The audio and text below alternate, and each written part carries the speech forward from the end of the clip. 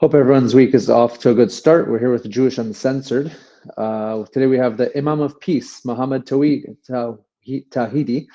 Imam from Australia, and I've heard about him in the past. I'm sure many of you have as well. He's dealing with the immigration policy of the West, and how we bring in a lot of cheap labor and boats from Middle Eastern countries.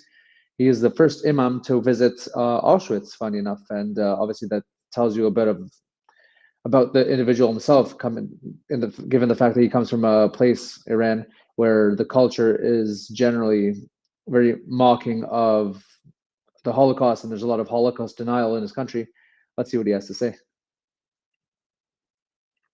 The other extremist groups, like the Muslim Brotherhood, who are friends with the IRGC and Hezbollah people, they cannot operate in Bahrain, in Oman.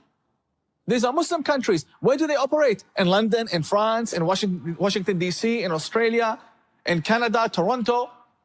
They operate here. They have bank accounts. They register charity. Right. So Macron, the president of France, recently said the Islamic world is in a crisis. I say, no, you are in a crisis. You went to the Muslim countries and you imported the garbage that the Muslim countries wanted to put in prison or isolate away from society. You went and you imported them. Why? For cheap labor. But these Islamist extremists, they don't want to work. They want free welfare. They want to marry French women, blonde hair, blue eyes. They don't have time to work. So look at Poland. They don't complain from Islamic extremism, not a single terrorist attack in Poland. The moment they sense there's a problem, they crack down on it. Polish policy, beautiful. The French, no, come. When they come, they use the resources.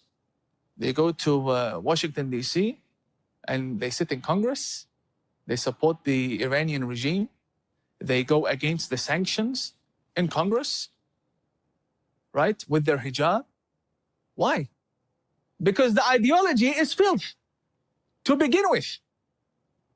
When you import that, or you allow it in, or you amplify it, or you glorify it in any way, you make your bed, sleep in it. So that is also a problem of the West. The question is, Tina, did the extremists become stronger or the West become weaker? I say it's both.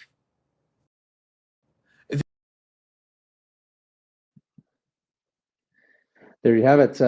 Definitely, as you can see, like a man of truth. He's not afraid of criticizing his own side, the people who represent his religion.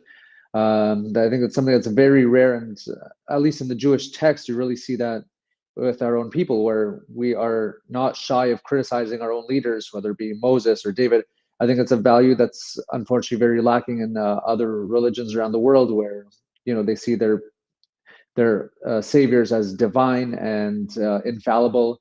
And I think honestly that criticism is it's a prerequisite of improvement and progression, and that could be perhaps a reflection of why a lot of Muslim countries, you see that they're unable to progress beyond certain points because they're stuck in a sort of way of thought where you have to always blame the other for causing your misfortunes.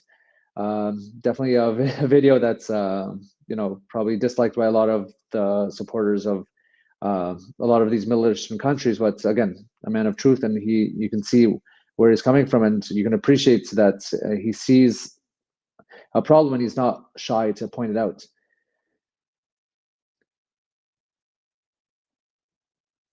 And just on the last point he made, where there's the West is weakening and their side is strengthening. Hopefully we see a turning of tides of that. We see Israel took a lot of their powers out, whether it's Iran and Hezbollah and all these terrorist groups, and hopefully with the change of the guard we have in America, that'll sort of put an end to this trend. Will turn the tide, and hopefully in Israel too, and we'll see a lot of fruition and good coming out from this. You're here with Jewish Uncensored. Don't forget to like and subscribe, and we'll keep you posted very soon.